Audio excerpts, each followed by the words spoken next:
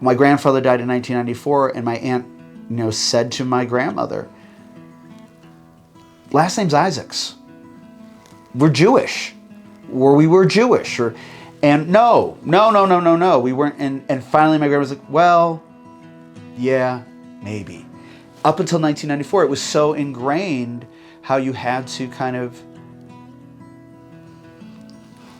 embellish your history, polish your history, change your history in a country where everyone was free. It's an interesting weirdness about America. It's a kind of a wonderfulness where you could reinvent yourself, and many people had to. And many people had to because of prejudices that were here, which was surprising, because they came from places where those prejudices were entrenched. But also our history is very cloudy, and how much of it is made up by the person you're talking to, literally, rather than being based on any other fact. And then also, ours is an oral history for certain. What I'm telling you, if you talk to my mother or maybe even my brother, might be somewhat different because they remember it in a different way, or someone said something and that's what was important to them.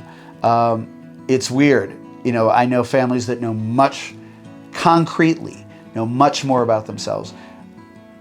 I've talked today, and my grandparents were incredibly colorful people.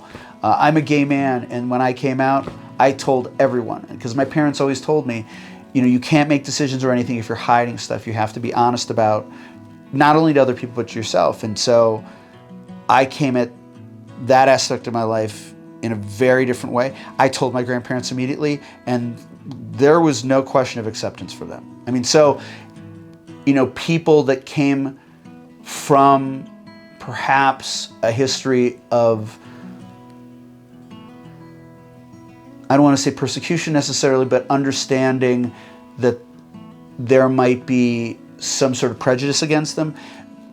My family absolutely then took the tack of, you don't do that again.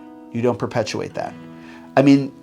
People that hide in it, who actually, having themselves be victim of it, then become perpetuate it even more.